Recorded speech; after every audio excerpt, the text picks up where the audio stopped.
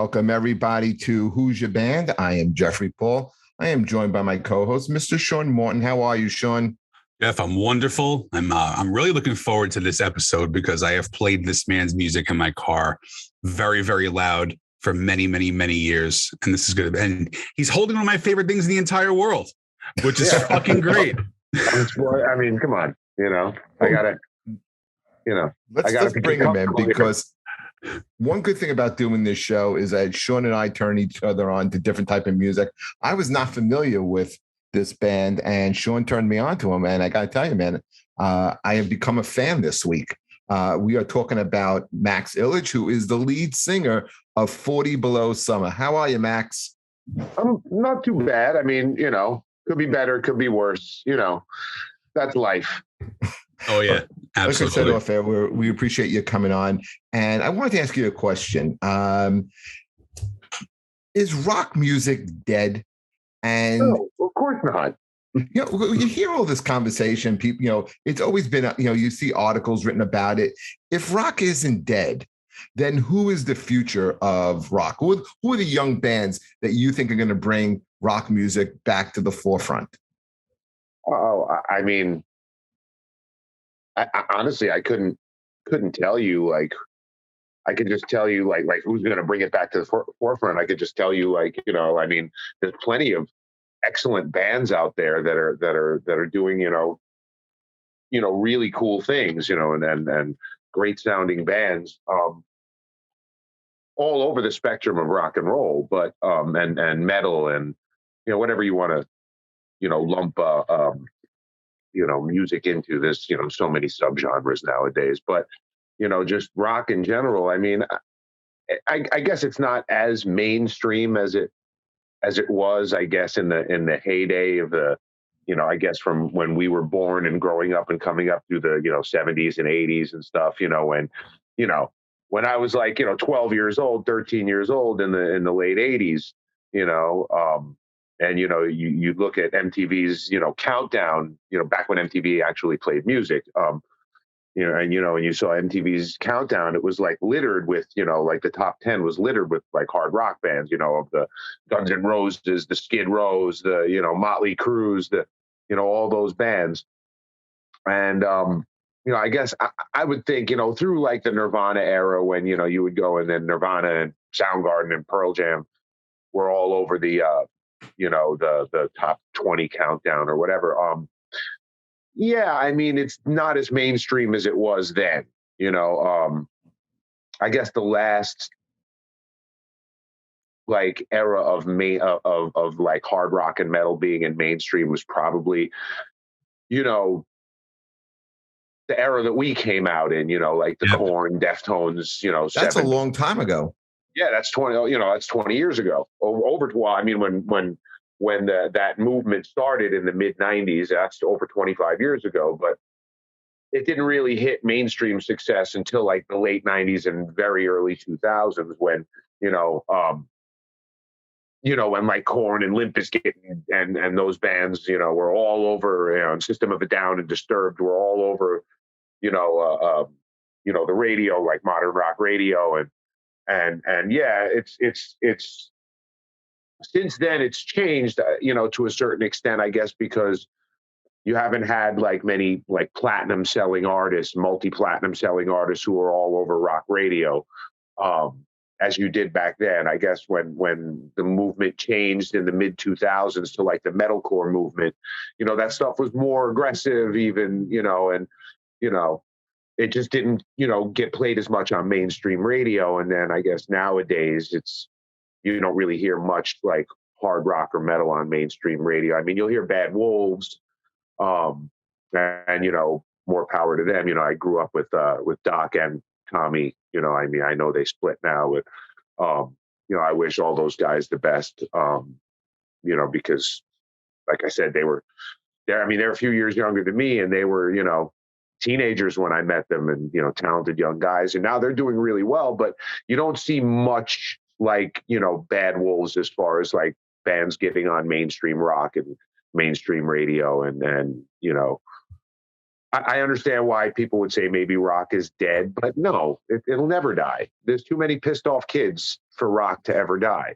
No, but you watched, like, last week you had the Grammys on. So between the Grammys and the Rock and Roll Hall of Fame and the disrespect that rock music seems to get. So that's why I posed the question to you, and well, yeah, but that's mainstream, like the whole thing about heavy metal, at least from the harder side of rock and heavy metal was never supposed to be mainstream, so that was the whole thing. Like Metallica, Slayer, Megadeth, all those bands, they weren't mainstream, in the beginning. They became mainstream later on after they had such a large audience that, radio stations and MTV they had to play them. When a band like Metallica, when Master of Puppets came out in 1986, and they toured with Ozzy, they toured with all these big bands. But they never released a video. They didn't release a video, for the first 3 albums, they didn't release a video. They weren't on mainstream, but the album still went, I think, double platinum before And Justice for All came out. Double platinum. Crazy, right? Like, that's insane.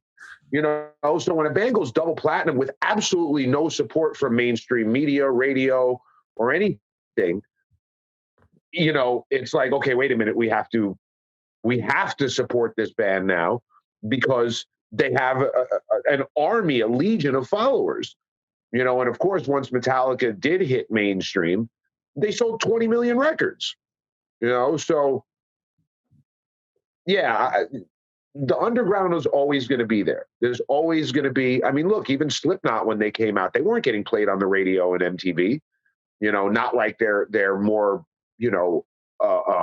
commercially viable counterparts like, Korn or Limp Bizkit. But Slipknot, they just tore it up on Ozfest, and they were selling 15,000 records a week without much mainstream support. So there's always going to be bands on the underground. And look at a band like Lamb of God. When has Lamb of God ever gotten mainstream support? Yeah. They've been selling out, large venues for the last 15 years, 20 years. There's always going to be Pantera, another band. There's always going to be, bands that come from the underground but achieve, major success through just a grassroots following. That's why rock will never die. That's why any kind of underground music is never going to die. There's so many bands that I think fall into that category too, that should be so much bigger than they actually are. I look at bands like Seven Dust and Nonpoint and bands of that nature who consistently put out just this killer fucking great music, and you're never going to hear it on, if you put on FM radio, you're never going to hear it. You're going to hear it if you put it on Sirius, if you put on not now, but Seven Dust, back in the early and mid 2000s, late 90s, early and mid 2000s, they got quite a fair share of active rock and modern rock radio play. But again, radio has shifted since then. They don't play, they don't play a lot of, you used to listen to find a specialized station. Mainstream radio does not play rock music anymore. Well, they'll play, they'll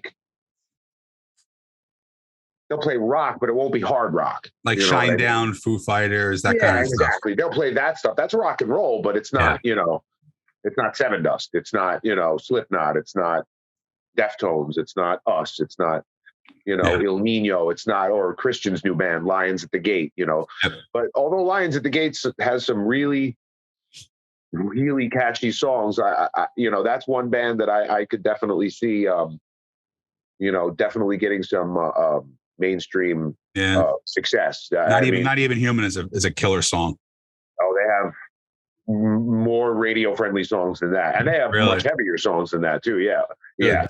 I've heard most of the record, and it's really good. And they've got some really, really just catchy songs.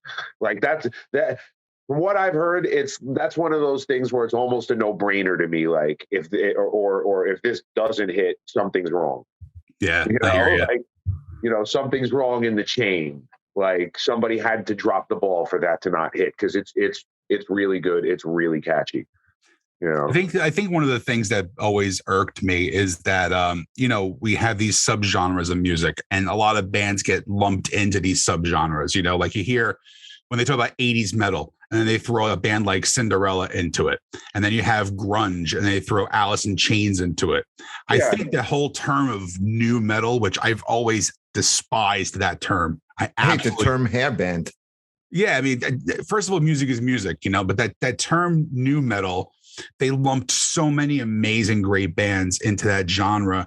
And then bands like Limp Bizkit kind of blew up.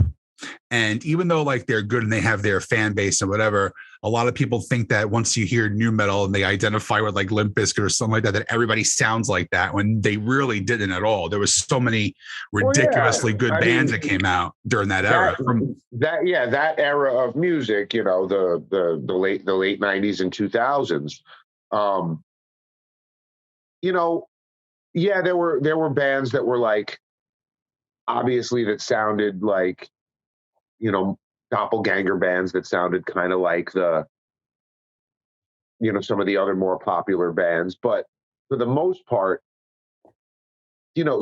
Disturbed didn't sound like Slipknot. Slipknot didn't sound like Seven Dust. Seven Dust didn't sound like the Deftones. The Deftones didn't sound like Korn. They were just Deftones and Korn, for example, were pretty much the first two bands to, I guess, pioneer that movement of music, and basically their albums came out like less than a year apart in 94 and 95. And because there was really no kind of category to fit them in, because they mixed, like a little bit of thrash metal, with a little bit of that Pantera Far Beyond Driven type of aggression, but they mixed it with a little bit of electronic sounds, some hip hop, some, just, a little bit more diverse than the metal we were used to, in the 80s and early 90s. And so they just called it new metal because, I understand why they called it new metal, but it got to a point eventually where by the late 90s, you couldn't throw a rock in any direction without hitting some sort of new metal band, whether they were good or not. And I'm not talking about just, the signed bands, or the touring bands that were out there. I'm talking about local bands. I mean, we would go on tour and there would be 4 or 5 different local openers, like on a lot of these tours, and a lot of these shows that we do. And, a lot of them started sounding the same. I mean, there were always standouts too, but, it got to a point where, there was a certain like kind of formulaic sound and it wasn't about sounding like Limp Bizkit or Wouldn't you say like music is a copycat business though, Max? Music has always been a copycat business. There's always going to be pioneers, and then there's going to be people that sort of, ape what the pioneers are doing. But then there's also going to be, people who are, or groups who are inspired by, maybe what the pioneers were doing a little before them, and then do their own take on it. And that's how you get bands like, like the Slipknots and the bands that came in, I guess, in the second wave of that era, the Slipknots and the Disturbed and the, Us and American Head Charged. Like, none of those bands sounded like, the bands that came in the first wave, like the Seven Dust or the Cold Chamber or the Limp Bizkit, or the Deftones. Like the second wave of bands, that came afterwards in 99, 2000, 2001 sounded different, Very much so. But there were certain obvious influences from those early pioneers of the movement, but we weren't trying to copy them. Mudvayne wasn't trying to copy Deftones, but they came out 5 years later. They're sort of in the same category of music. They're both metal, but they sound different. But again, it's that movement or genre of music, but nobody can say that Mudvayne was a copycat or a ripoff band, or Slipknot or Disturbed or any of those bands that came in the second wave, or American Head Charge. We were just, I mean, a lot of those bands also started around the same time that Korn and the Deftones. They just didn't get discovered until, a few years later. But everybody, but again, with those bands, you knew it was genuine, whereas with some bands. That's true. That's very true. You knew that they were kind of trying to just ride the coattails or copy the genre or the style, and, generally though, that's, why a lot of bands will remain local or remain, unsigned. Sometimes they're very good and they won't compromise, to get a deal or this or that. But there are some bands that are just, you got to admire kind that, of right? for the ride and trying to maybe, like I said, it's not genuine, and that's why they don't end up, maybe getting signed or maybe they do get signed, but they don't have a real fan base but that's, again, that goes with all music, with every genre over the last, since popular music became a thing.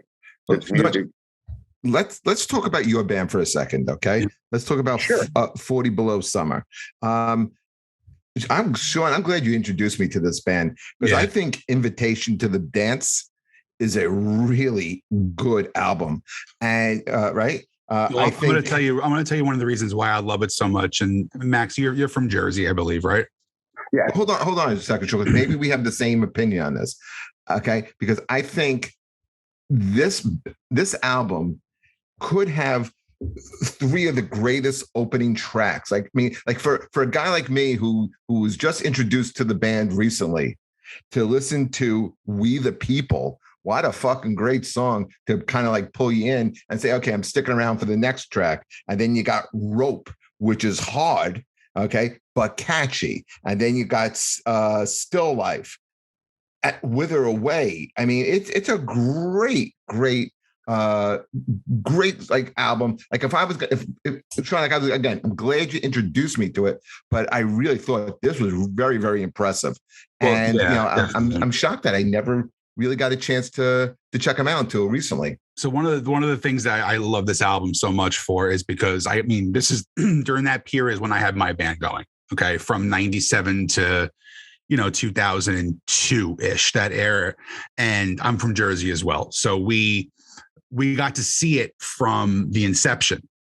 We saw so many amazing bands from Where did you see them first, Sean?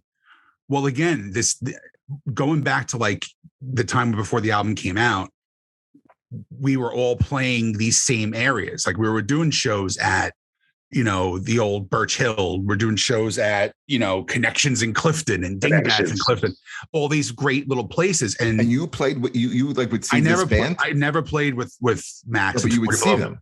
Oh God, I've seen them 30 times. I mean, it's not even, they're one of my favorite bands from that era. There was so much good music in this New Jersey, New York, Pennsylvania corridor between 97 and like 2002. You had it was great. Below. It was fucking mind blowing because you can go out on a Tuesday night and see a show with like El Nino, the Step Kings, and Disney Fist all playing together like an SOU show. And the how many people would be there? It'd be packed. It'd be absolutely packed. Yeah, by like mid late 99, when around late 99, we started getting played on SOU. I remember this Disney Fist. They got added maybe about 3 or 4 months to the station before we did. Start getting played on the station before we did. And there was a guy who lived around here. His name was Jimmy Schultz. He was a publicist for the Aquarian and the East Coast Rocker. I remember you. And he was called the Cuckoo Crazy Cat. That was his nickname. He's a wild dude. And he actually used to sing it wasn't called 40 Below Summer. It was called something else, but it wasn't Joey. It was Carlos, our original drummer, and 2 other guys. And Jimmy was the singer. Now, I guess it didn't work out for whatever reason. Well, it was more metal than Jimmy. Jimmy was more into like spacey, trippy rock and punk and stuff.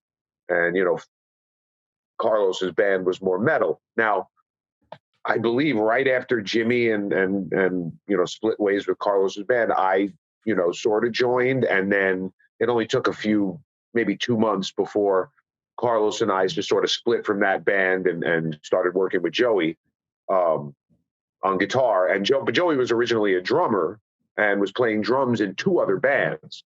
So actually getting him into the fold, it took a couple of months. It would have happened sooner, but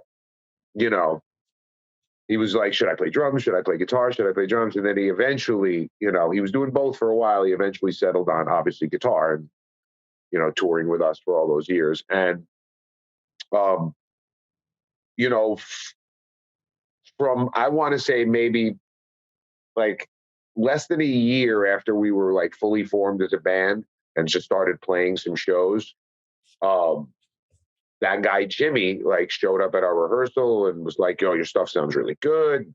You know, if you got any demos, blah, blah. So I gave him a demo, and I didn't see him again for a couple of months. And then a couple months later, he just pulled up, like literally I was at a bus stop at my house. I was going into the city. I didn't want to take my car into the city, you know, because the parking and shit. So I was sitting at a bus stop waiting to go in, and he pulls up like right in front of the bus stop. And I didn't even recognize him at first. And he was like, I've been looking everywhere for you. You didn't put a number on the tape, you know, a phone number on the, you know, because this was back in 99. So it was, you know, we were still like, you know, making like cassette dubs of our, you know, demos and stuff. And I gave him the cassette dub and he flipped out over it. And I still didn't like really believe, like, cause I didn't know this guy all that well. Like I just knew he used to sing with my drummer, you know, 8 months ago or a year ago. And he was such a weird, crazy kind of guy, sweetheart, but, you know, he's a little out there. And he's like, I can get you on the radio. I can get you on SOU. I can get you an article in the East Coast Rocker and blah, blah, blah, and this and that. And I'm like, okay, I gave him my info. And literally like a few days later, he called me. He was like, next Wednesday, we're going to SOU and you're doing a walk-in interview. I'm like, okay.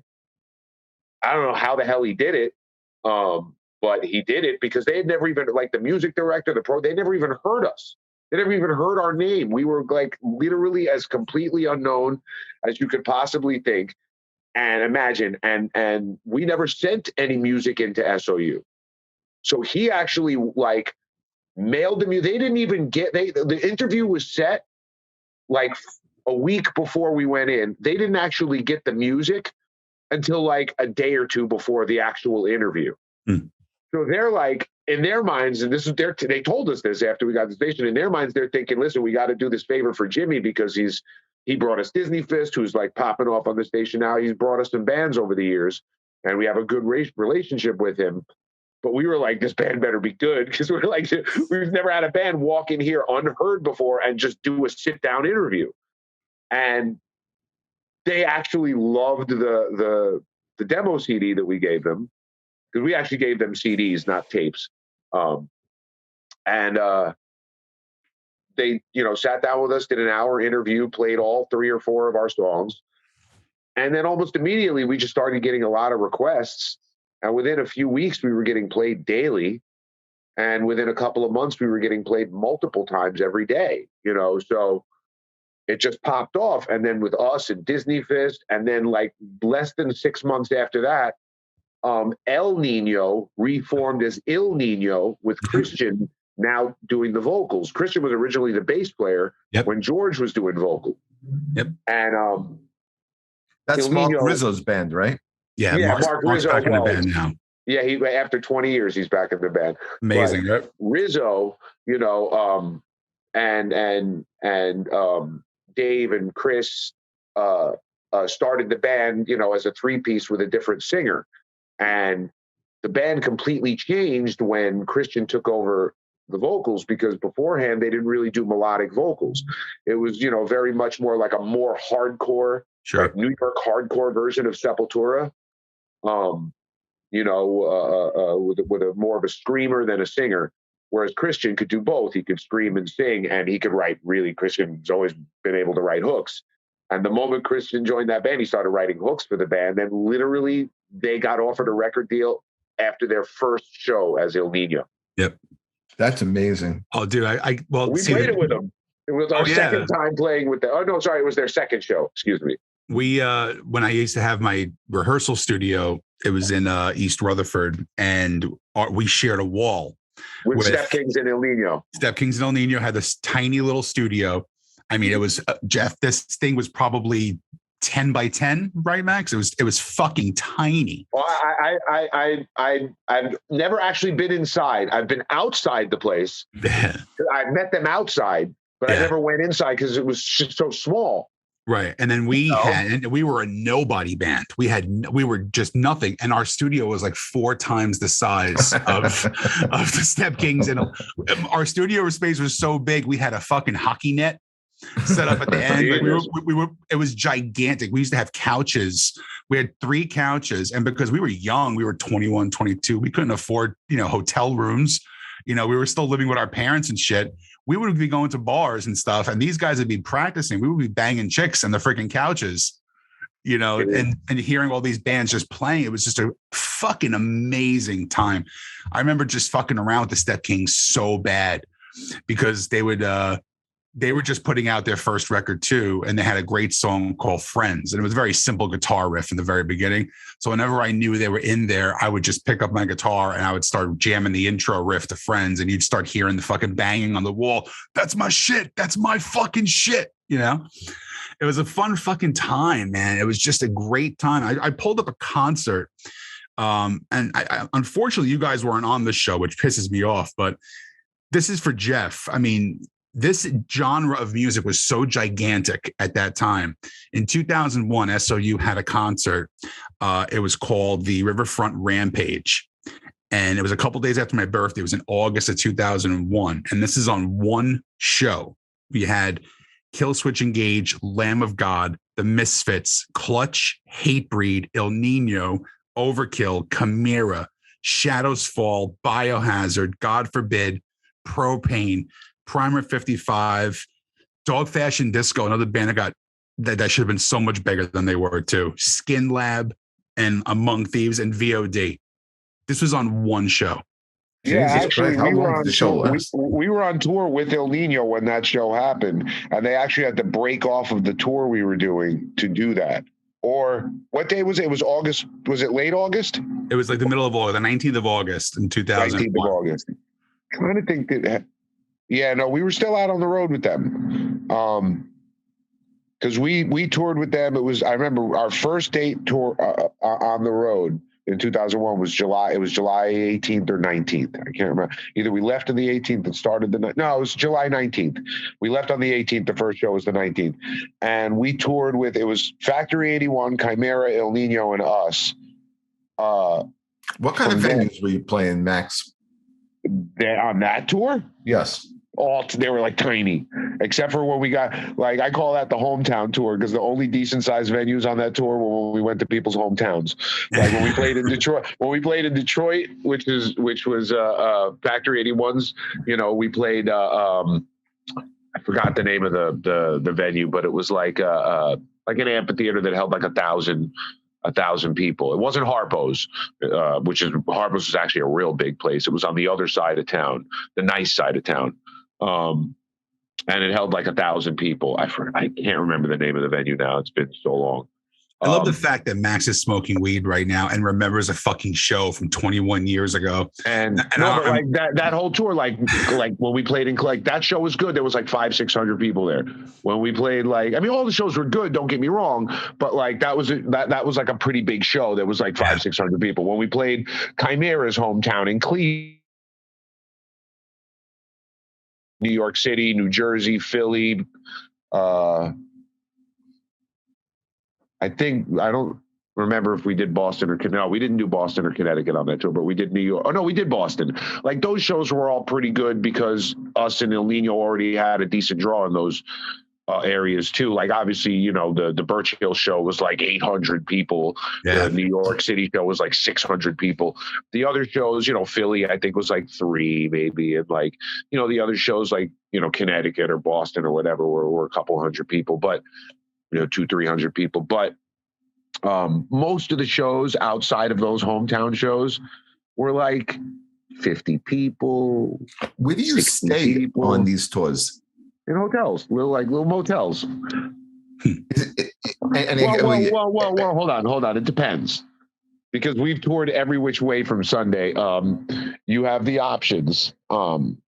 We never took the best option, which was my suggestion from the beginning, but nobody ever fucking wants to listen to me. And this is to save money, right? You're the singer. Yeah, well, in a way, yes, to save money. We had actually what was considered a really large touring budget in our contract guarantee, which was $150,000 back then. Generally, who's giving you this contract? London Sire Warner Brothers. Okay, but, so the record companies are putting this up.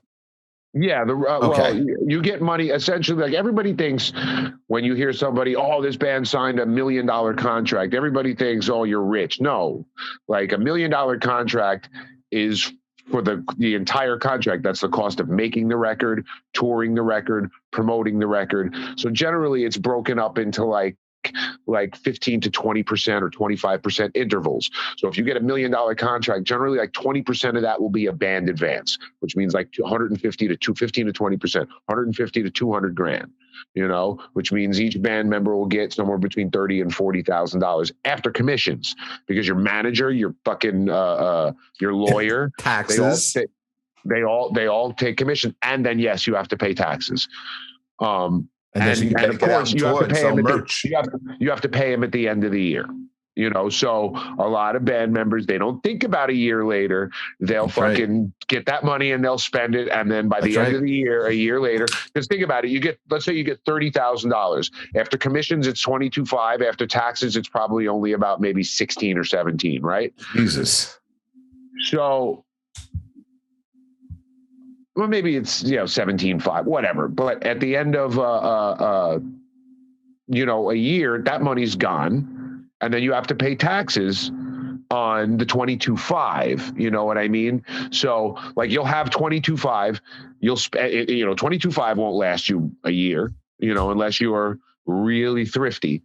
And I mean now 22.5 wouldn't last you 6 months. Back then, it maybe would last you 10 months, 12, 2 a year. But at the end of the year, you're out of money, and then you got to pay taxes on that, which is like $5-6 grand. But you do get more money if you're a band that has a certain amount of expectations. You can sign a publishing deal, which will get you maybe a little bit bigger of an advance, maybe $250,000 to $300,000. But again, you have to split. You got to get commissions, and then you split it 5 ways. Then you pay taxes. So. But the way a normal record deal would break down is, like I said, if it's $1 million, so 150 to 200 goes to the band. Then another, maybe 200,000 would go to marketing, which would mean, like advertisements, commercials, and anything that you could think of, putting, stuff in metal magazines, bus benches. Back then, I remember you used to advertise like rock bands, new releases on bus benches, and then you would split, some money into what's called retail marketing, maybe 50 to 100,000. That's when you see albums. It's called price positioning. When you see albums in the front of the stores back in the day, when you go into an FYE or a Sam Goody or whatever, Coconuts, wherever you go buy records back in Tower Records, because again, these places were still open until 2005, 2006, 2007. So, price positioning. So when you see those albums in the front of stores, labels pay to get those albums in the front of the stores. Right. All that stuff adds up. And then you have, tour support. You get 100, generally it's 100,000 to tour. We actually got 150, so, and then there's little smaller budgets, 25,000 for an electronic press kit, $25,000 for a new equipment for the band, then 25,000 for artwork, stuff like that, and eventually it adds up. It goes quick. It goes quick. $1 million goes quick. Those are basically all the guarantees that you'll get. And when you add it all up, it comes out to, whatever it is, whatever the number is, if it's a 700, 800, 900, $1 million deal. So we ended up with $150,000 in tour support. And the way you break that down is you want to break that down into a weekly budget. So you have $150,000 or monthly, weekly and monthly budgets. So you're looking at, okay, if you're touring, most bands, they rent their vehicles, right? So the budget for rent, do? We rented, which was stupid. I said we should buy a vehicle right from the beginning. Well, like when you say a vehicle, like a van or a mini truck, van, RV, tour bus, you can buy anything that you want if you're smart enough and figure out how to work, how to work a deal. Did you guys have a manager? Yes. and a business manager, someone who would take care of this for you, or was this all worked out amongst the band? No. We had a manager, and we had an attorney, and eventually we had business manager is just a fancy name for an accountant. You have a personal manager who that's the person that like negotiates, like with the record company to get you your deal, and they'll negotiate with the publishing companies, and they'll work with your booking agent. Now, these are the people that have their hands in your pocket. You have a manager, an attorney, an accountant, and a booking agent. And that's basically the people that have their hands in your pocket. Well, you need that account, because you can have $1 million coming in, generally will take spending $1.5 million going out. A manager will generally take 15 to 20% of your of whatever goes in the band's pocket.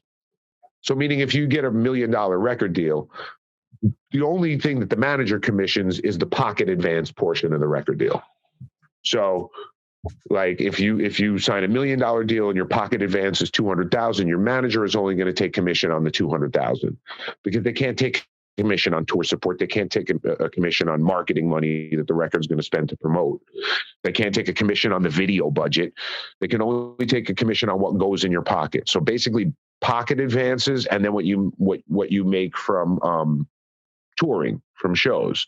Are they working exclusively with you, or do they also have other clients? No, they'll always have other clients. Like you want a manager that has other, clients. You want a manager that has, the manager we signed with were the people who signed with, who managed Slipknot.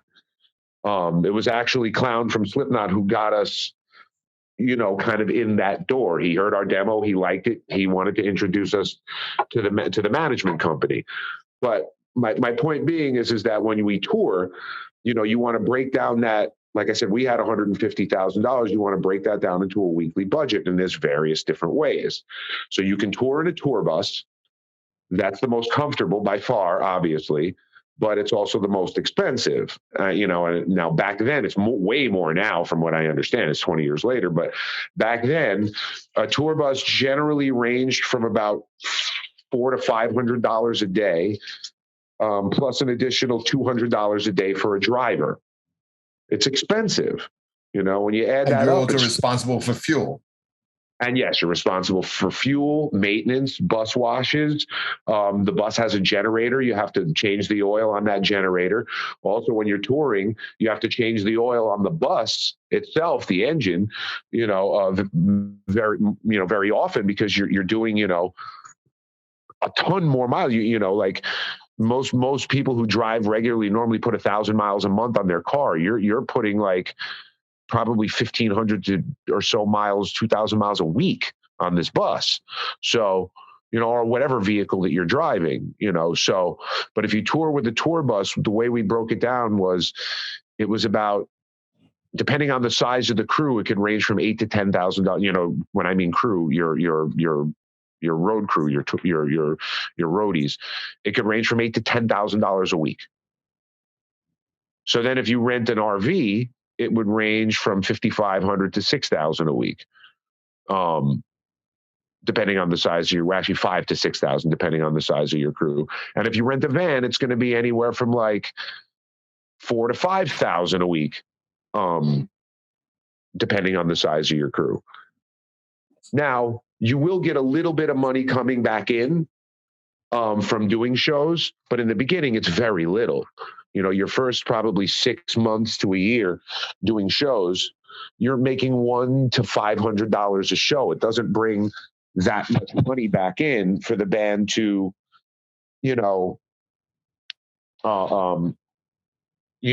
supplement, your tour support. So that way you can stretch your tour support. Because if you think about it, under any single one of those circumstances, $150,000 is only going to last you anywhere from like 24 to like 35 weeks. That's not a lot of touring. And then you're out of tour support. So that's why it's like, even though 150,000 is considered to be a lot, it really isn't. When most bands are getting, that's why a lot of bands would buy their own van. But the problem with buying your own van or touring with a van in general is it gets so cramped and very uncomfortable, especially when you have those really long drives. Because sometimes you can't route a tour where everything is like consecutively set up, where you're only doing 2 to 4 hour drives. Sometimes you have to do, that 500-mile drive overnight. You finish a show, you're out at 1 a.m, and then you have to be, around noon, 1 o'clock the next day, 500 miles away. Yeah. And if you don't have a bus and you're driving yourself in a van, you're fucking exhausted. Sure. Who's driving the van? Is it a band member or a manager, or who drives the van in that case? Everybody takes turns. Crazy. Now the more crew you have, the more people there are to drive, so the band can drive less, and you can, pay your crew maybe a little bit more to drive a little bit more. But the more crew you have, the more smashed you are in that van. If you're in a bus or an RV, you can at least move around, and at least have more places to sleep. My plan was we should have bought an RV, not a van, an actual RV. But what you do is you take a third of your tour support, which is $50,000, and you put it down on, let's say, an $80,000 or $90,000 RV. You want to get one with a diesel engine so it'll last longer. It might cost you a little more. And don't get. And here's the other thing: don't get what I call bus envy, and that means you try to get the biggest RV you can. So it's like a bus. No, just listen.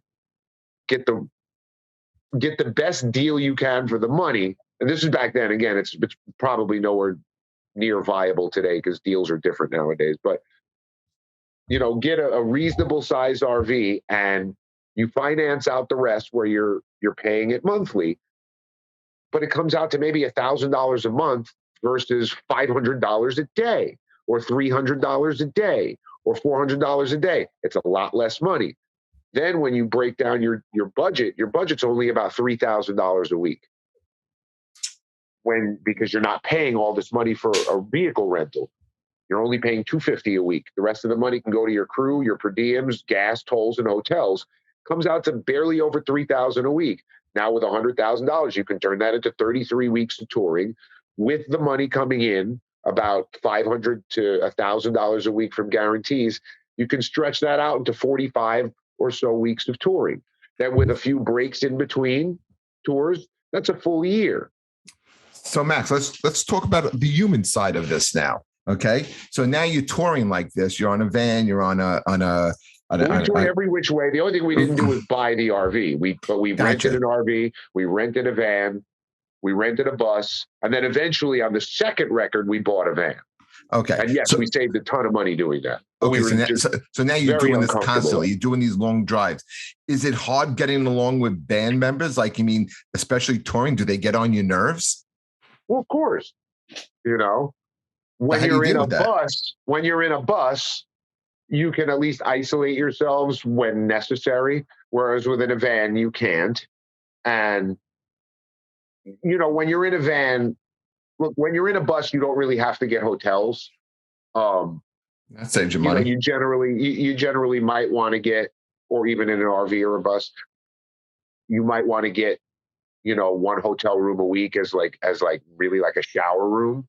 Yeah, because when you shower at the venue, you can also go to truck stops and get shower rooms for $5. So there's plenty of different options, and there's plenty of truck stops that have very nice, clean shower rooms.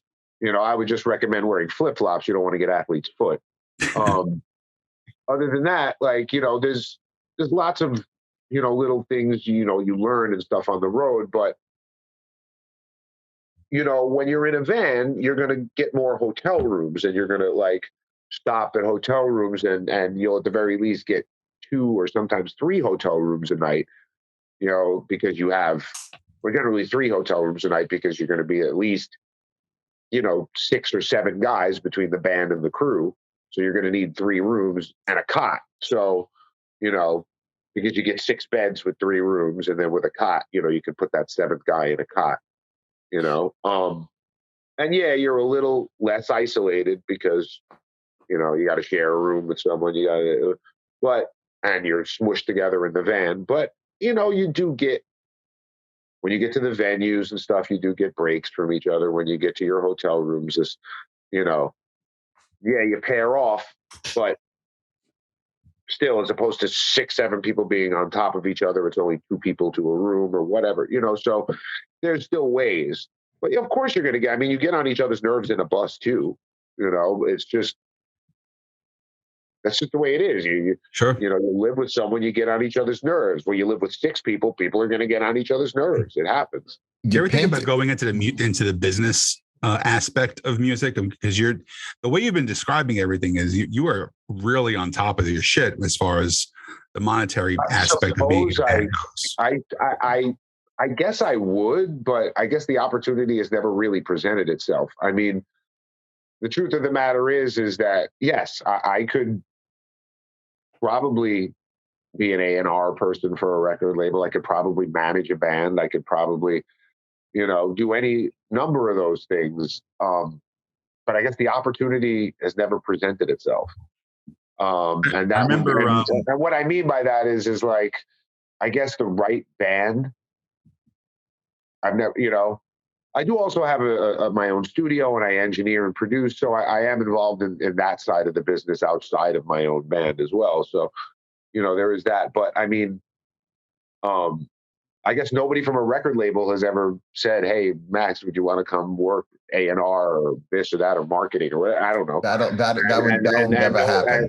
And no band that I guess has really ever asked me to manage them. So, you know, and there's never been I guess, I mean, there's a couple of bands that I've seen over the years that I've been impressed with or whatever, but I guess the thought never occurred to manage them. You know, maybe it was geography, maybe it was timing, maybe it was, I don't know, you know, but I've never actually, I guess the opportunity really has never presented itself to be in that side of the business. Although I am pretty sure that I could do the job. Absolutely. You paint a very realistic picture of touring, and everybody has, like, you know, this glamorous image of it, and like we know what touring entails. Well, it depends on what like glamour is. I mean, like, yeah, if you're Linkin Park, okay, because Linkin Park was like big before their album was even out. Like, there was so much advertisement for that band. Yep. Their album debuted and did almost 50,000 copies first week. Like, they were all over. They were like top 10 on all rock radio stations. Like, by the time that like the record was released, you know. So like that band, they never like actually had to like tour. But that's not every band. I mean, that's the guys. That's the guys who made it. That's a you rare guys situation. are the grassroots guys. Listen, Linkin Park got a big deal and were pushed to the heavens, but you know, there's been lots of bands that have gotten big deal, gotten pushed, and it didn't pop off, and the label wasn't going to just dump a shit ton more money in them. Linkin Park popped off right away. The moment that first song hit the airwaves, it just started climbing the charts. So like, you know, they wrote those hits. Like, that's just plain and simple. Linkin Park they were a hit machine. Yeah. And they like, the moment that song hit, it popped off. So the label had every justification to be like, okay, you guys are going to be touring, like, you know, in a nice bus from day one, you know? And, you know, because again, it's like, you also have to look at it from the label's perspective. And here's what a lot of bands, because you see a lot of bands are complaining because the label doesn't want to, like, this is in our era. I'm not talking about today. In our era, you'd see a lot of bands and hear a lot of bands, including our own band at times, when the label was saying, look, we just, you know, we can't afford to keep you in a bus anymore because it's costing, you know, $8,000 a week. It's costing us $8,000 a week or $8,500 a week or whatever it was. And, you know, I forgot who it was, but there was somebody who explained it to me properly. And this is, you know, very early on. But it was somebody in the business, and said, well, how many records are you selling? And this was, you know, maybe less than a year after I think Invitation came out, maybe like 8, 9 months. And we were selling maybe 1,000 records a week. And he goes, okay, well, the 1,000 records a week that you're selling is generating for your label about $550 $6 a record. So that's $5,500 to $6,000 a week. They're not going to pay $8,500 a week for you to be in a bus. They're fucking losing $2,500 a week. That's right. Yeah. That's right. If you want to go to your label and demand that or not demand, but like, ask for them to, keep footing this kind of touring budget for you every single week, you have to be selling at least that much every week in record sales.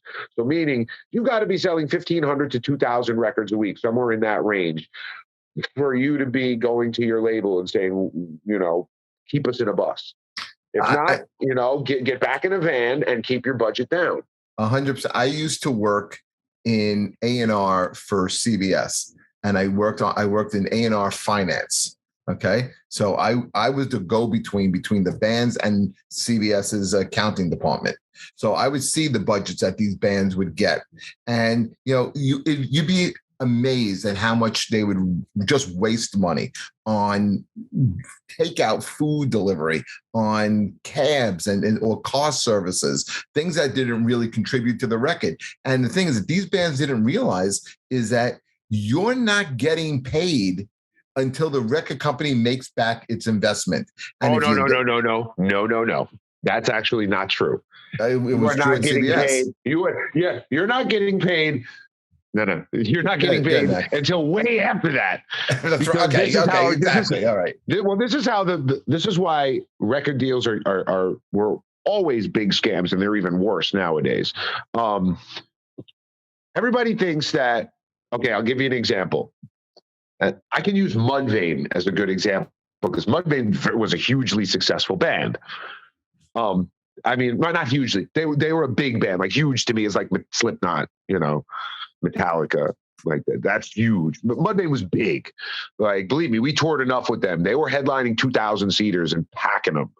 And they were making, $30,000 to $50,000 a show. They were making plenty of money, in that range, maybe even more. I don't know. But I know generally from touring that those kind of bands, like when you're at the Metallica level, you're making, Jesus Christ, $250,000 to $500,000 here in the States. And they make like 2 million, 3 million per show over in Europe. But like those kind of numbers. But Mudvayne was a very successful band and playing the big crowds. But you look at a band like that, for example, right? They sign $1 million deal, and the first record, and the record does well, so the label actually doubles down and invests even more. They put nearly $2 million into the first record, right? And the first record sells 600,000 copies, which is big. It's a gold record plus, and then some. So the records generally back then were selling for $10 to $12, $10.99, $11.99, $12.99, depending on where you went. And the label was generally getting about half the money, like so between like $5.50 and $6, So you look at 600,000 record sales, they make, and a standard record deal works like, when you sign the deal, they give you the upfront money, that $1 million that you break down, however. And the way it works is for every album, you get 15 cents, 12 to 15 cents is generally, and I know Mudvayne was with Steve Richards, like we were, like Slipknot was the manager. So they were probably getting closer to 15%. So 85-15, right? So, but the label doesn't get paid. You don't get any money until the label gets back their investment. But there's a catch.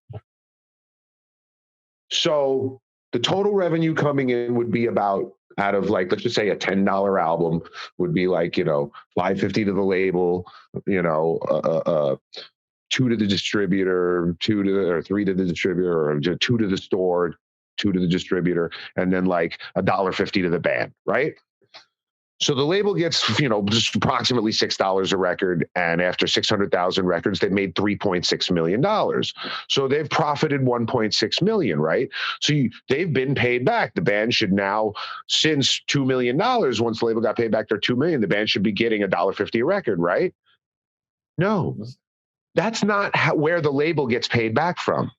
The label gets paid back out of your $1.50 a record.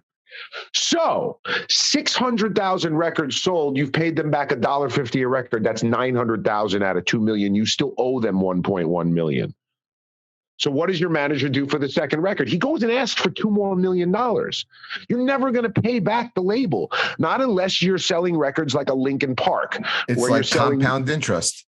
Exactly. You never pay, like a band like Mudvayne, when they, after the fourth album, when they owed the label like 7 million to 6 million, like they're never paying them back. It's like the band TLC. But the label made plenty of profit.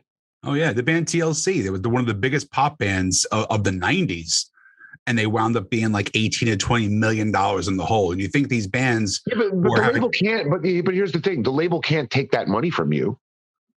It's not like the label can come after you and say, well, you owe us $18 million, whatever it is, like, or 800,000 or 2.2 million. You can't. They can't. They just drop it. They can't. They're making money. They don't care. They don't care. The thing is when a band loses them money, that's when they drop you, or that's when they. Well, that's it. If you don't, especially on the first record, if you don't turn a profit for them in that first record, like of course $1 million, you bring in 350,000, and I'm using a band called New Man that I'm using that example. They were this band out of Boston. They won like all the competitions, and that they got a record label. You know, they sold like something like 6,000 units, and they were dropped immediately. Oh yeah, I mean, it happens with a lot of different artists. I mean, they just don't sell. And I mean, in a way, it actually didn't really happen to us. Like, it happened to us in a different way, though. Yeah, like I want to talk about that. Well, we signed our record deal. Who did you sign with? London Sire Warner Brothers. Okay, major label, great label. Yeah, and we signed the deal in March 2001. We went to make the record. Well, actually, we signed the deal in February, like late February 2001 or early March. By the middle of March, we were in LA making the record. And everything went fairly smoothly making the record. We came home. We were, gearing up to tour. How long did it take you to record the album? 2 months. Not bad. And that was a big waste of money. Well, not a big waste of money. I shouldn't say that. It was a great experience, but we wasted a lot of money. Like we could have easily saved about between $50,000 and $75,000 and still kind of made the same record. How could you have saved that money? Do it in less time? No, by not flying everyone to the most expensive studios and the most expensive like places and like hotels in LA. We could have all done the record in New York City, and it would have been a lot cheaper to do it in New York. Who chose to do it in LA? Our managers. They wanted us out in LA. And look, the truth of the matter is they wanted to use up the budget anyway. But the truth is we could have ended up doing the record in New York, being under budget. And don't get me wrong, I like the experience of going out to LA. It was a lot of fun. But in hindsight, staying at home, saving, $60,000, $70,000 making the record, and then using that money somewhere else, especially given what ended up happening. But again, hindsight's 2020. We made the record, we came home, and then problems started happening. Like our bass player Hector had an accident on stage. He slipped and fell and tore his ACL. We had to delay our initial touring. And then when we did start touring a month later than we were supposed to, we had to do it with a replacement bass player for over a month. Then when Hector came back, he was only about 2.5 months removed from his surgery, so he was still really hobbled. And it took him about another 6 months or so to get, to maybe where he was about 75 or 80%. But somewhere around, I want to say it was, because the record came out in October 16th of 2001. And I want to say it was somewhere around late November, and the record was selling fairly well. It did a little over, 3,500 copies, a little over 3,500 copies the first week. And then the subsequent weeks after that, it was, I believe, doing about around 2,000 records a week. Pretty much through New Year's, and even a little more over the holidays. And we were doing well on active rock radio. We were actually with Falling Down, which wasn't really even supposed to be like a single. It was just supposed to be like kind of an introduction song, because it sort of encompassed the whole sound of the band in one song. And it was just a unique and interesting song, and it had some very catchy parts. The song did way better than expected, and it was charting, near the top 35 on active rock, inside the top 40, which is really good.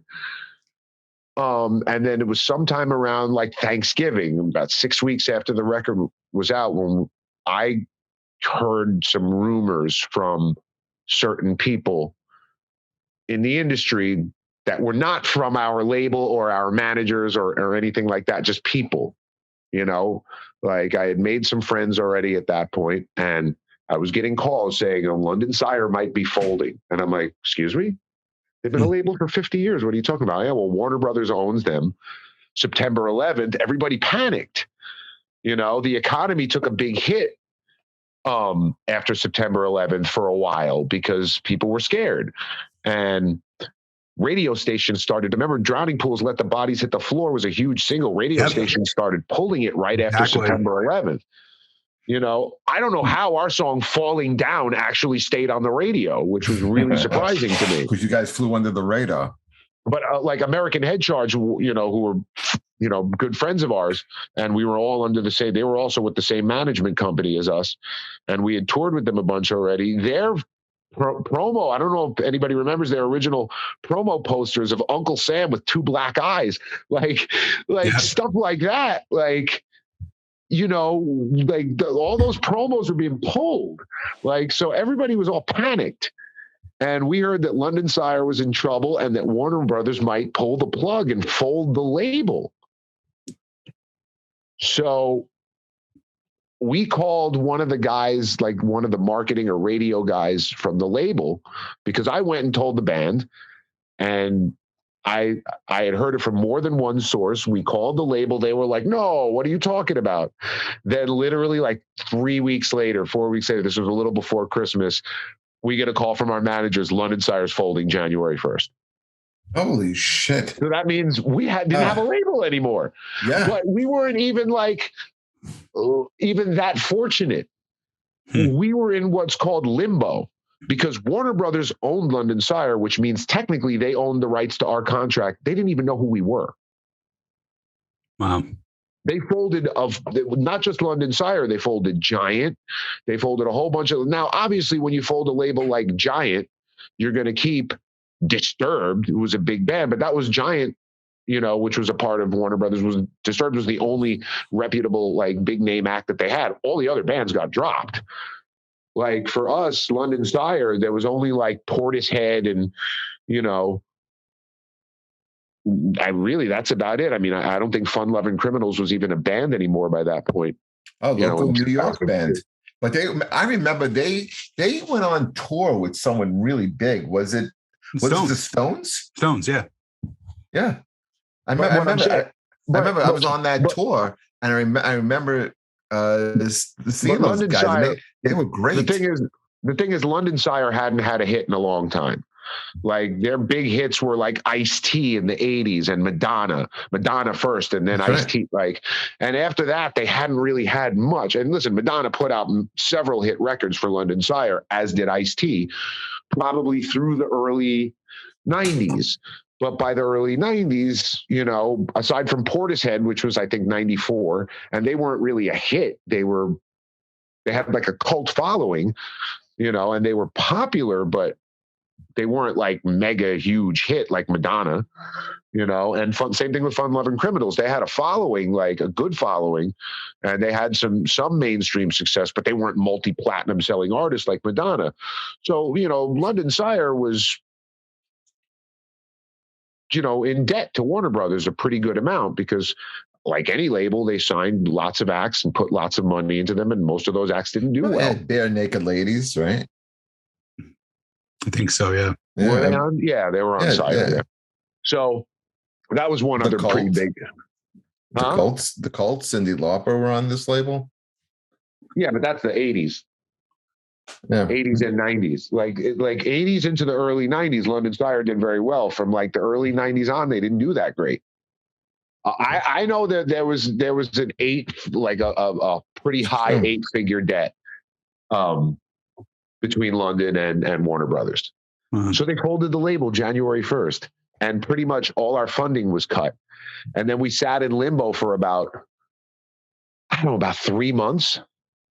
And then there was an A&R guy down at Warner Brothers who it was the Reprise, because it was Warner Reprise. There was the Reprise side of Warner. And he liked us, and he wanted to try to push us down at the label. But it became like we want to push you, but we don't want to push you the way London Sire wanted to push you because we don't really know you. And so just get in the van, no bus. And this is when like those arguments, with the band, like, why can't we have a bus? Well, we're selling 950 records a week, which generates barely $5,000 a week. And you're asking for close to $9,000 for a bus, $8,500, like a weekly. It's not going to happen. So that's where we were in that boat. You know what I mean? Because even though we hadn't used up all of our contracted tour support, our contract with London Sire was null and void. This was Warner Brothers. Even though they owned the contract, they didn't have to honor it technically. That's gotta just really crush you, though. After putting all these, dude, it was very demoralizing. Yeah, I mean, you're putting all these years into forming your band and putting, writing this fucking amazing record, and that's right when the record starts to really pop. Like it was leading into the Wither Away was going to be the single. And the plan was we were actually right after Thanksgiving. Like the plan was, I want to say it was like the first week of December. We were supposed to go to LA and film a video with they were called the Brothers Strauss. They did a lot of videos back then. Like, I know they did a Power Man 5000 video that were, popular, and they were supposed to do a video for Wither Away, and we had a big budget, and London Sire was going to push the song, to, every rock station you could think of. And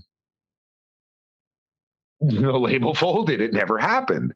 So then when we got into our thing with Reprise Warner, they gave us essentially enough money to do that Jägermeister tour. Mm-hmm. And we did that Jägermeister tour in a bus. And our record was selling a little more than, maybe it was selling 1,200 records a week, 1,300 records, or something like that. And that was just enough to keep us in that bus. And then in between the Jaeger tour and we did a Static X run, about half of the run, because then there was a big band fight. We almost broke up. And what caused that fight? Basically, it was the bus, the lack of a single. And then we were being lied to in so many directions.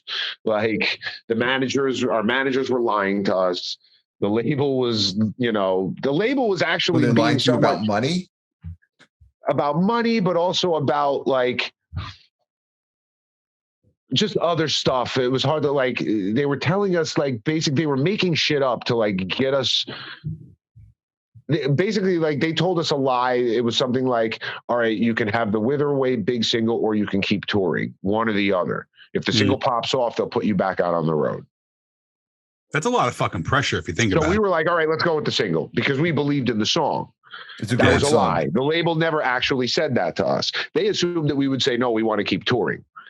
But the truth of the matter is that if the song really popped off, the record would really start to sell, and we'd be touring anyway. If we could tour, to the high heavens and not really sell any more records, sell a little bit more, but not a lot more. But in hindsight, we should have just kept. But the thing is it was a lie, because then our managers called it back. All right, well, they said they're not giving you the single. You just, you can tour, but you have to tour in a van. And then we had this big argument and this and that, and it was just whatever. But it just got to the point where the argument was certain people in the band were screaming at each other, and it was like it got unnecessarily like loud and aggressive to the point where people were like I don't want to play with you anymore. I don't like but it was resolved, but not in a timely enough fashion where we could finish that Static X tour. Let me ask you this, Mac, before we wrap this up. What does the future hold for 40 Below Summer and yourself? Well, I own my own studio, and I've expanded a decent amount over the last 15 years or so, and we're sort of self-sufficient. We have our own little music group record label, and we have our deal with E1, which used to be Koch, and they can distribute our stuff. It goes right to iTunes, right to this, right to all the, Spotify, all the streaming places. And so we're kind of set up in that way where we can just make music and it doesn't really cost us much, up front, maybe a little bit of money for editing, because I produce and engineer and mix, but I don't edit. And then a little bit of money for mastering and a little bit of money for artwork. It's not that much money. And then we can, just put the music out.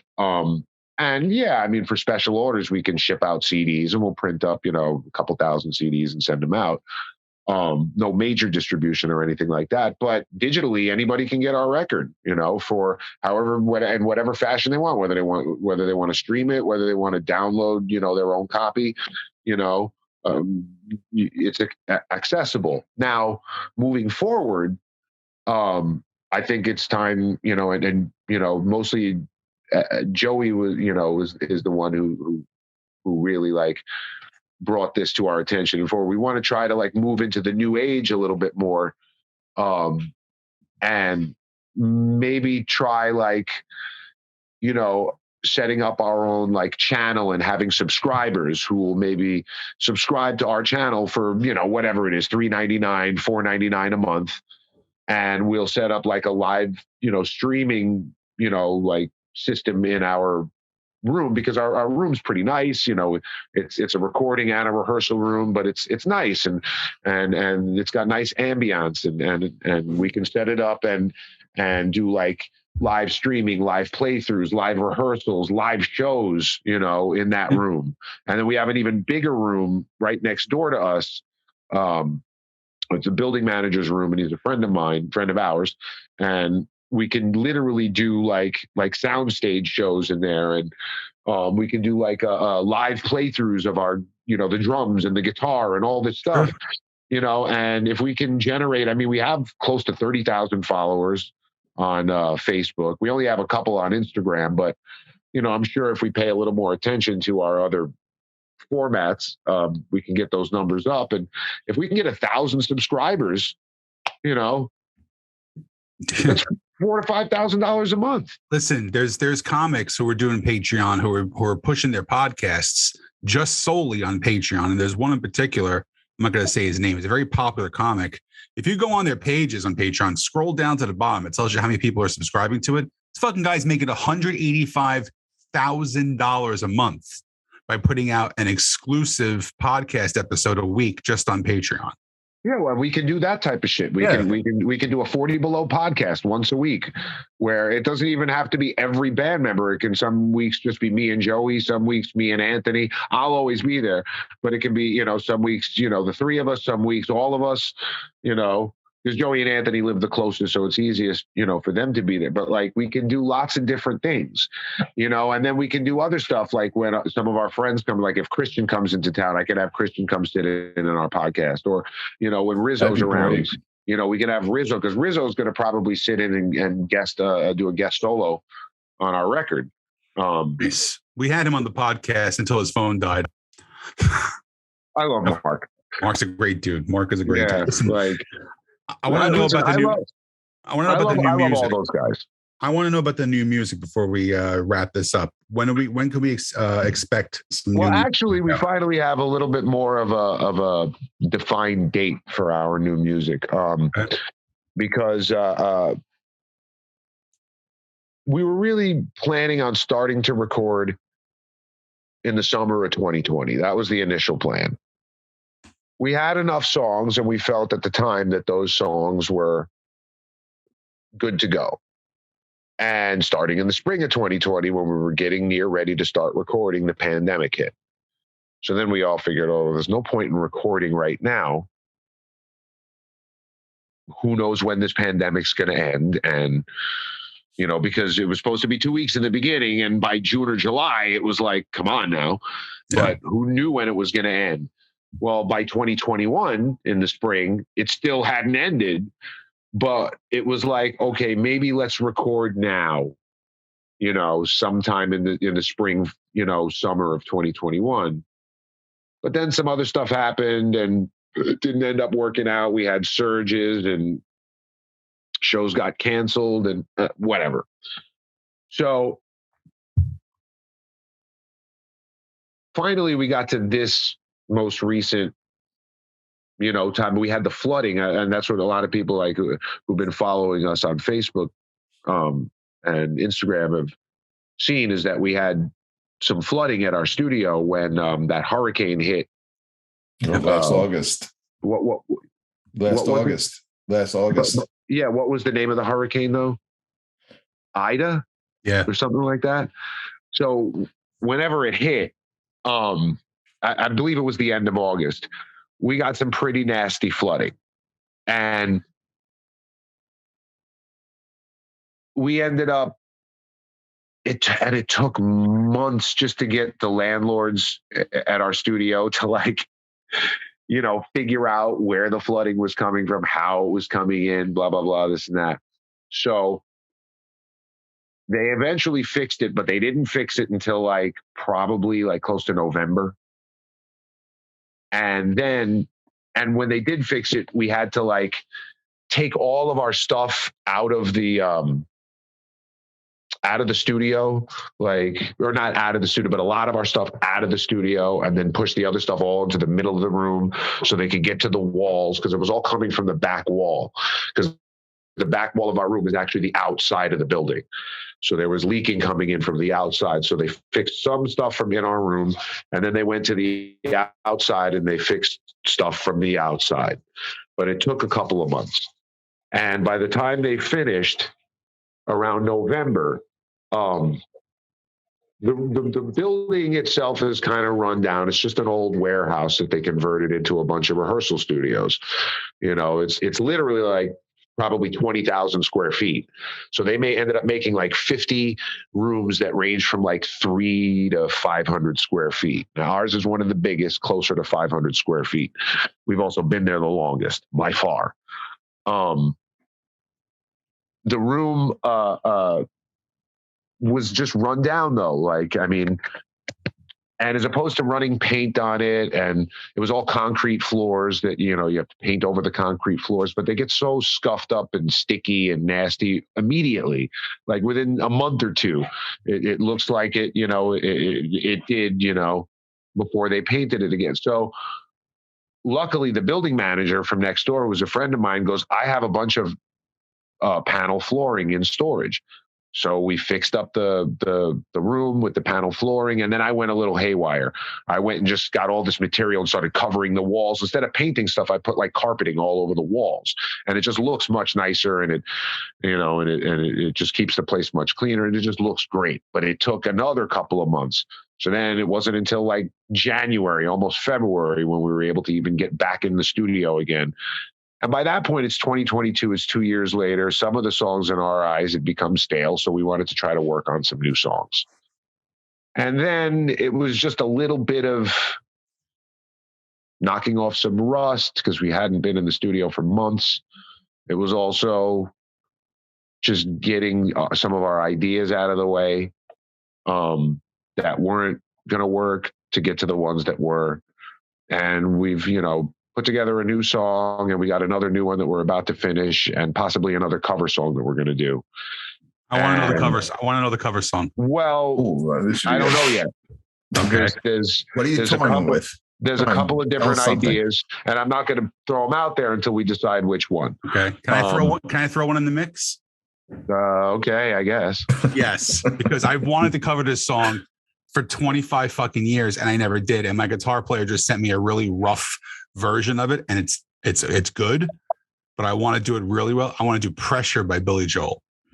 Yeah, that's one that I wanted to cover. The problem was one other guy in our band really wanted to cover it too, but the other two guys were like, I love the song because I think that keyboard part lends itself to a great guitar riff. Thank you. See, this is what New Jersey singers do, Jeffrey. We bring the fucking knowledge to these goddamn bands, and the bands don't want to fucking listen to it. Well, just think about it. You could take that Billy Joel riff, that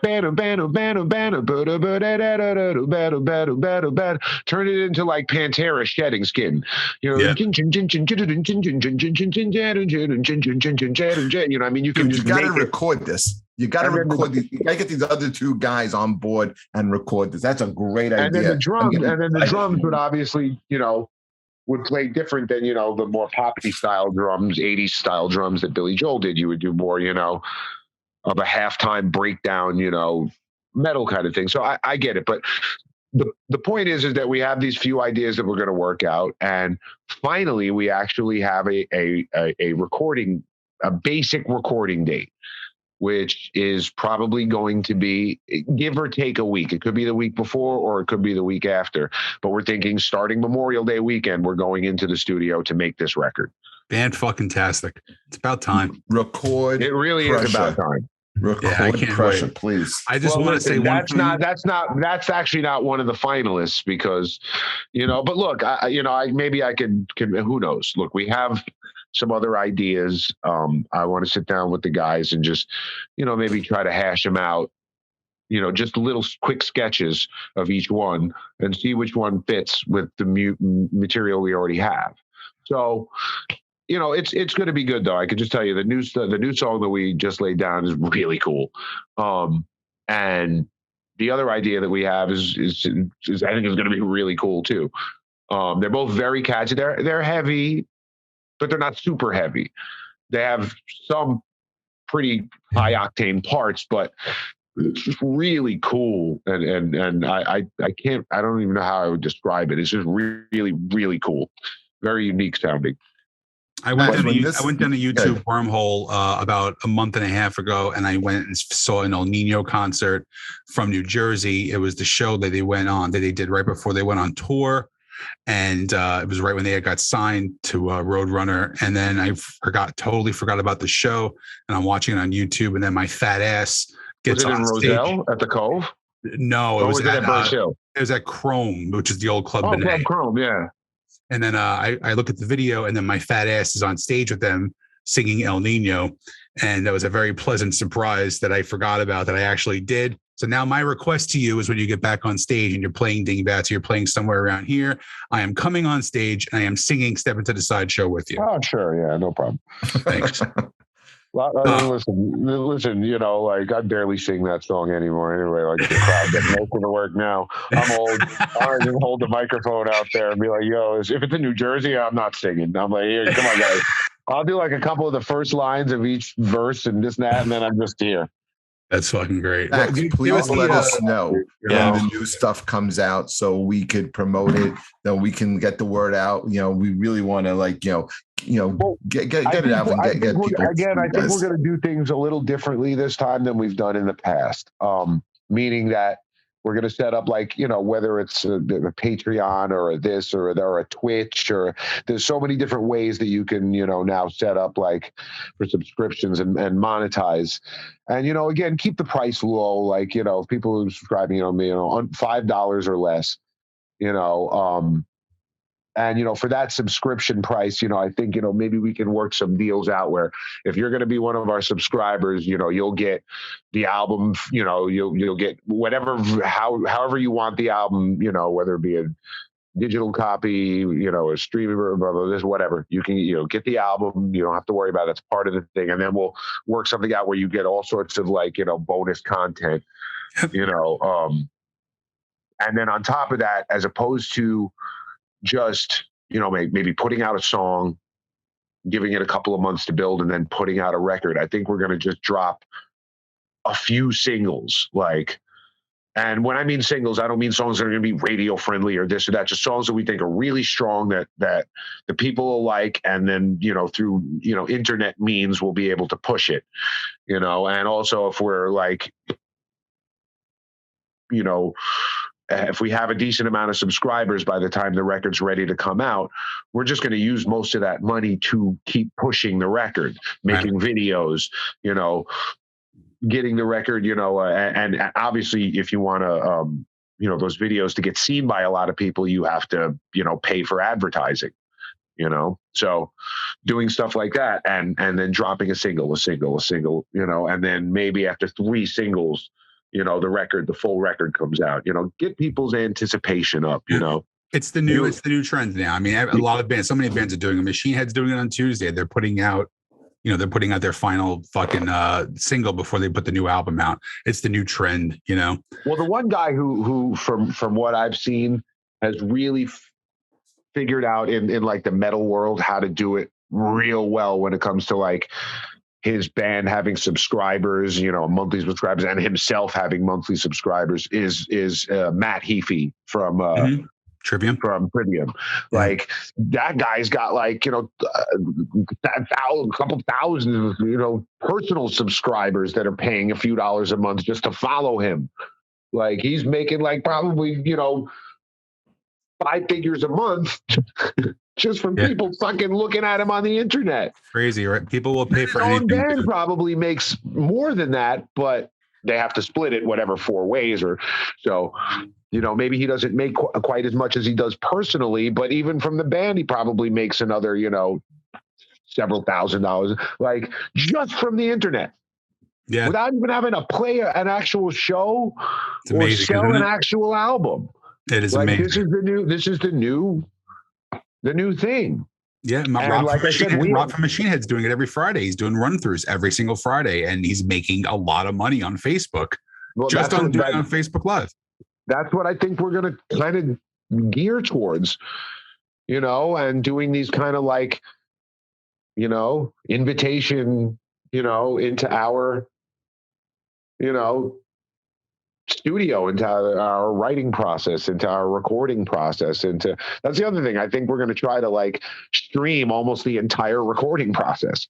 I think it's a hit. I think it's the way to go. I think if people are, we're in an age where we can literally go on our phones. It's not like 20 years ago when, you had to buy the Aquarium, you had to go to the shows and stuff like that. We can just pick up our phone and we can see whoever we want.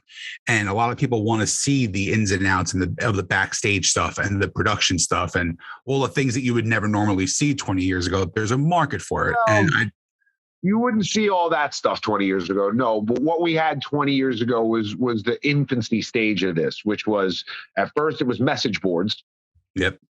Back in, 99, 2000, 2001, and then 2002, MySpace came. And then MySpace changed the game. And, really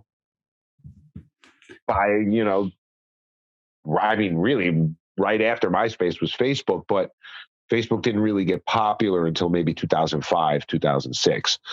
And then the game completely changed by then. And by 2008, 2009, MySpace was dying and Facebook was taking over. And then Instagram followed in 2010. And I don't remember when Twitter came out, but it was pretty much around that time, I think, right? 2010. Yeah, around there. And that's what it's been: Facebook, Instagram, Twitter from basically, 2010 until a couple years ago, and a few years ago when TikTok and Twitch and all these other different formats started popping up now. And, look, I'm an old dude and it took me long enough to get on. I wasn't on Facebook until the end of 2009. Right. Well, I didn't even start doing MySpace until myself until like 2006 or 7. Really? Yeah. Like I was 3-4 years behind everyone in MySpace. Well, because you have a lot of good weed. That helps. That helps a lot. I know, but like listen, some of us older cats, we missed the boat a little bit. You know what I mean? We did. So, listen, I want to say thank you. I really, you gave us a great interview as far as the inner workings of the business end of music as well. Loved it. But and that was one thing I was hoping to actually do, and I'm so happy the way this interview turned out. What are your social media handles so our listeners can follow you? Oh yeah, please. Well, I mean, it's been so long since because everything is done through my phone that I logged in. But I mean, you can just search Max Illidge on Facebook. I have 2 pages. You can friend request me on both. Both of them are nearly maxed out, but you can follow me on either one. The main one is I think a black and white picture of me. The secondary one has like a red background in the profile picture. So on Instagram, it's again, just at Max Illidge, or I'm pretty sure.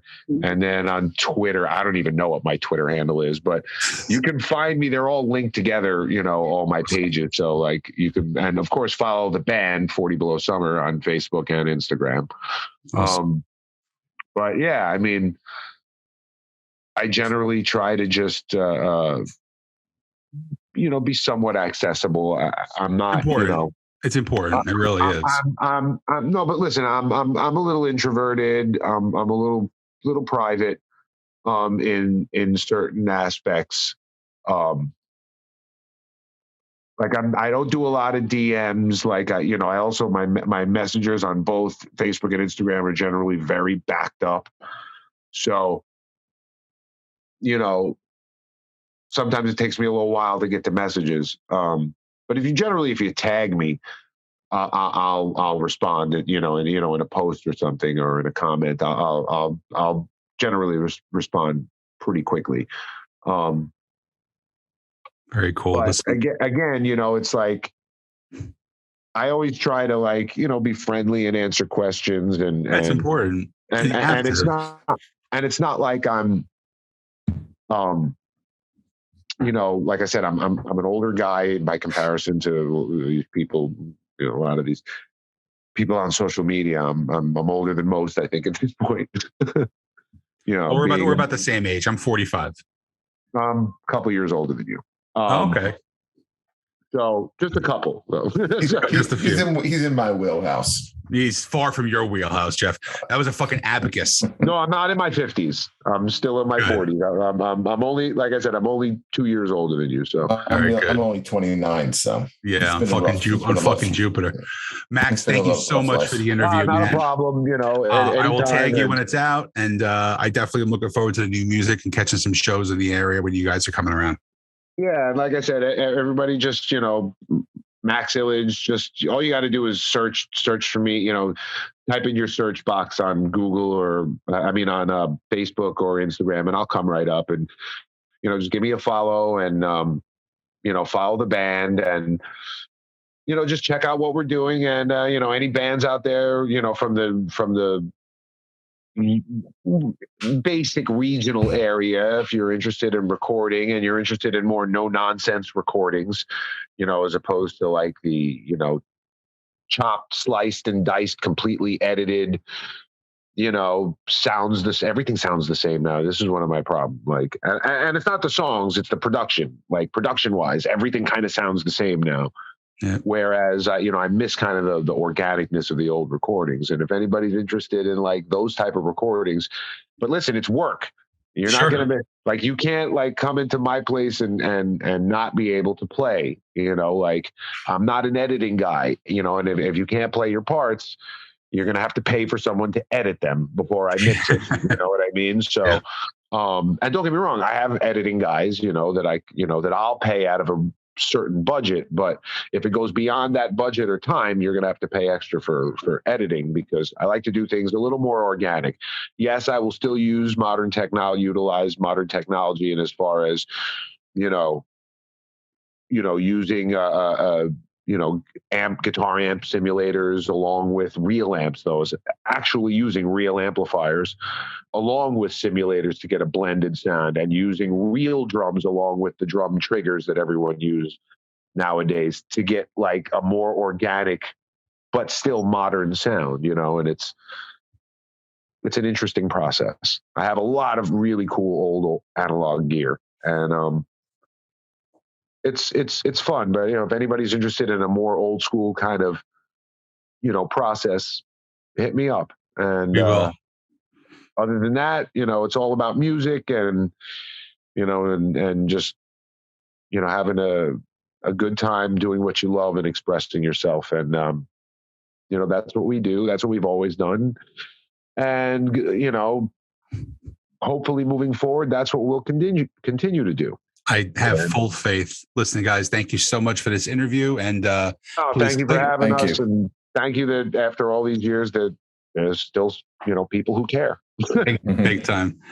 Thank you, guys. We will see you next week. Have a great one. Bye, everybody. Excellent. Bye. Take care, brothers. Later.